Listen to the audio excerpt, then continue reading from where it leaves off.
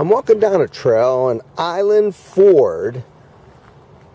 I think it's a national park. It's on the outskirts of Atlanta. Atlanta is really different than a lot of other places. They have just outside the city, they have so many places that you could go hiking, parks, trails, water. They have all kinds of things like that. I was pretty shocked to know that. So these woods are pretty cool. I don't have a map. I'm probably about an hour before it's going to get dark, and I don't know how far I have to walk, but I'm probably going to end up walking pretty fast pretty soon. Because I didn't bring a headlamp, and I probably should have brought a headlamp. So I'm by myself, just walking through the woods. I've done this so many times in my days. Sometimes I'd sleep in the woods and by myself. That's a little scary if you hear coyotes close by or whatever, but they're never going to mess with you. But hopefully. I have no idea how far I got to go. And I don't know how. Here's one thing to know about hiking. Sometimes they measure maps differently.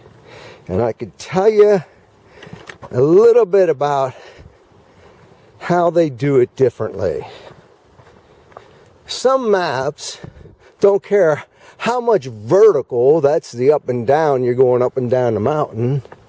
They don't care how much that, or they don't care how much crisscrossing and switchbacking you do. All they care about is if a bird flew from this point on the map to that point on the map, how far is it? Those maps are danger. So it's not a real accurate way of measuring.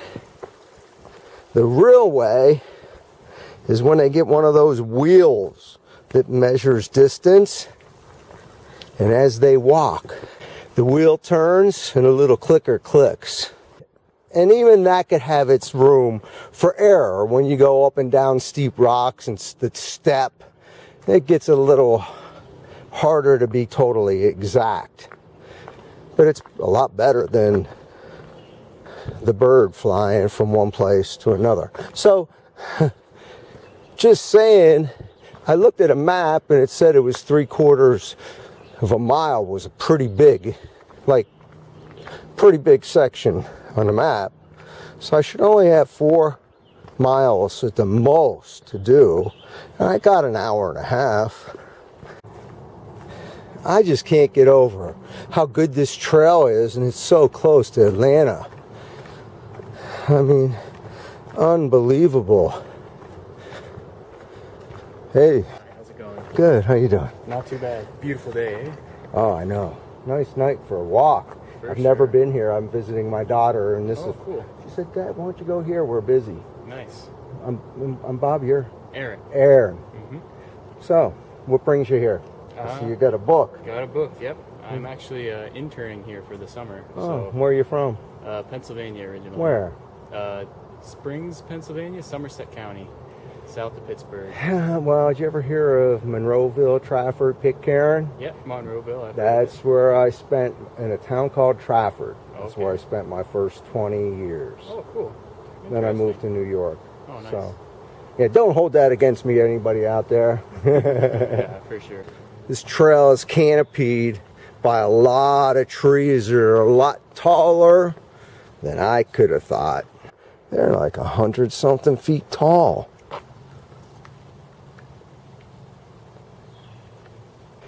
I have met so many people that were good people since I've been on the road. Today, I met Ashley. Ashley is from Pittsburgh area, and her uncle used to live right across the street from the house I lived in for my first 18 years of my life. And he was my best friend. And I happened to meet his niece today. I thought that was really, really cool. I also met Austin. He was a ranger. Couldn't have a video taken with me because this is a national park and they have rules. My daughter knows him and they made friends. As soon as I told him who my daughter was, he knew exactly. It was funny. All along the trail are these kiosks with maps to tell you where you are. IF is Island Ford 17, and then you could look on the map and see where you are. There's IF 17. I'm going to IF 21, which is where I parked. My stay in Atlanta is kind of coming to an end. And I have to say, in Atlanta, I met so many nice people, I can't believe it. I'm beginning to think that there are nicer people in the South, and I don't know why I feel this way, but man, if you saw how it's just people would talk to you, they would give you the time of day, they weren't in a rush, it was a shock to me. Now this is a national park. And I even talked to the ranger today about this because I was told you could drink beer in this national park. Most of the places in Florida, no alcohol, no nothing. Amazing here in Georgia, in a national park, you're allowed to drink and have alcohol. At the end of a hike, what could be better than to have a nice cold beer?